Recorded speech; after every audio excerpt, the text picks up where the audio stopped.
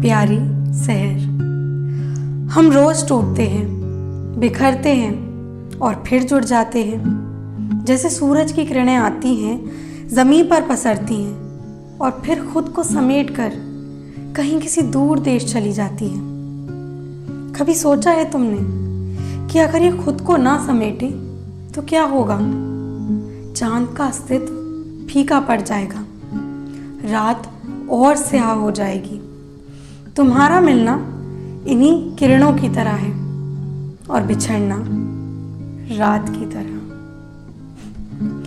मिलना एक नैसर्गिक प्रक्रिया है, जैसे बारिश का पानी सूखे में मिल जाता है, नदियां समंदर में और मैं तुम में। कितना विरोधाभास है ना जीवन में। जहां एक तरफ मिलना एक नैसर्गिक प्रक्रिया है तो बिछड़ना उसकी परिणति। हम अजनबियों से नहीं बोलते, उन्हें नहीं जानते, उनकी पसंद, उनका उद्देश्य कुछ भी नहीं पता हमें। शायद इन्हीं वजहों से भी हम अजनबी रहते हैं। और जब हम अजनबियों की तरह मिलते हैं, एक दूसरे को जानते हैं, समझते हैं, और जब एक दूसरे को जान लेने के बाद एक दूसरे से दूर चले जाते हैं, तब वो जाना सचमुच हिंदी की सबसे खौफनाक क्रिया होती है। परिचित होना दूर होने की पहली शर्त है।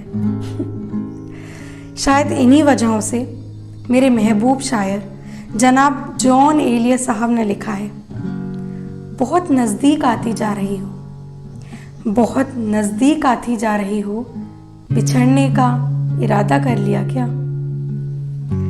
जानती हो इंसान के दुखों का सबसे बड़ा कारण क्या है? भावुकता। हाँ, सच में ये तुमसे बेहतर कौन समझ सकता है। कितनी भावुक हो तुम, हर समय ताने सुनते रहने वाली, अपने कंधों पर दुखों को ढोने वाली, लेकिन हमेशा खुश रहने का दिखावा करते रहने वाली। ऐसी लड़की किसी अनजान के दुखों में अपना दुख ढूंढकर उन्हें दूर करने में लग जाए, इससे भी ज्यादा भावुक कोई क्या और कैसे हो सकता है। कभी कभी तो डर लगता है कि कहीं तुम्हारा ये स्वभाव तुम्हें संकट में ना डाल दे। फिर ख्याल आता है कि तुम जैसी बहादुर लड़की से संकट भी भला क्यों भिड़े। हमारा मिलना महज इत्तेफाक ही था, जैसे ट्रेन में यात्रा करते दो यात्री मिलते हैं। हम लोग यात्री ही तो हैं, अपनी अपनी मंजिल की खोज में भटकते हुए यात्री।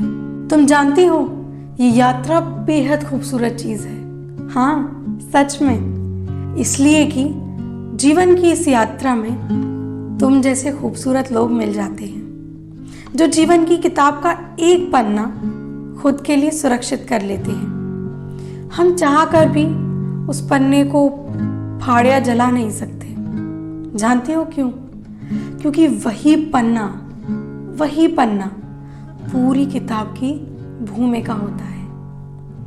अंत में तुम्हारा कौन, ये मैं तुम पर छोड़ता हूं। देखो ना, अभी खत पूरा भी नहीं हुआ और मुझे अंत की फिक्र होने लगी। अब तुम्हें तो पता ही है, मुझ में थोड़ा भी धैर्य नहीं।